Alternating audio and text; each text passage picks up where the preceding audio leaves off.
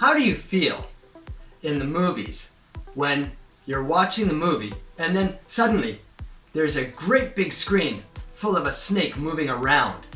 I know this makes a lot of people squirm and want to leave the room. On the other hand, for me, I don't feel anything at all. I don't get this fear and hate of snakes that some people have, but I'm sure they don't understand me either. Introduction. Hi, and welcome to the Les Paris Podcast, episode 320. These podcasts are an excellent source of extensive English listening, and you can really improve your vocabulary by listening to these podcasts regularly. Today's podcast topic is snakes. Hate them. Lots and lots of people hate snakes. The snake comes on the screen and they want to close their eyes or leave the room.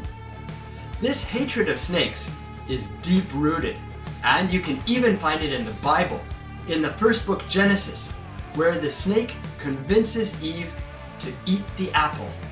So snakes are a source of evil for a lot of people. Love them. On the other hand, there are people who love snakes. They keep them as pets. They raise them and generally enjoy snakes. I personally don't have a snake as a pet, but I think they're really cool. When I pick up a snake, especially on a cold day, often the snake will wrap itself close to my body. I know this snake is just trying to get my body heat, but it's easy to get a feeling of affection from this creature. Now, that's another strange thing.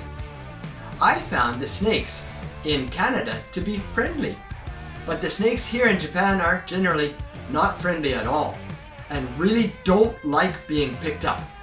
When I was in Thailand, I was able to pick up some of the snakes, and they were pretty friendly over there too. I guess you could say I love snakes. Where are they? The places that you can find snakes are so numerous that I can't even begin here. In fact, the question of where are snakes is a silly question. A better question is, where aren't snakes? We can't find snakes in Ireland or Iceland or Greenland, and not in Hawaii either. You can't find snakes in New Zealand.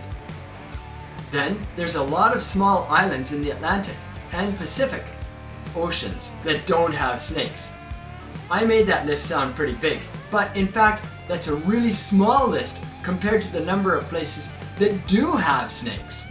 So let's say you can find snakes just about everywhere. Poisonous. One of the nasty things about snakes is that many of them are poisonous. Some of them are extremely poisonous.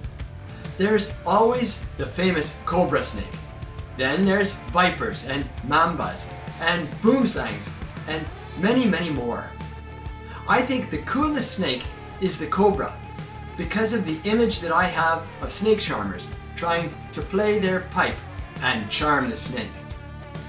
Funny thing about these poisonous snakes is, as dangerous as they are, they're also a source of a cure to their own poisonous venom, which leads us to our next topic. Anivenom Farms. You can take the venom from the snakes and use it to make an antivenom serum, which indeed works and saves lives and has saved lives. One of the most famous places where they make these is in Australia. They have a number of extremely poisonous snakes, and they milk the snakes to get their poison every day. They use that poison to make antivenoms. They usually use horses or sheep to make antivenoms. They gradually give them more and more of the poison over time, and these animals produce antibodies, which are very powerful, and can then use those antibodies to form the antivenom. You have to give the antivenom to the victim with a needle, but at that point, they will be so glad to have that needle because it's going to save their life. If you like listening to English for your extensive English listening, then hit the subscribe button below so you can get more of my podcasts. I'd love it if you made a comment below too.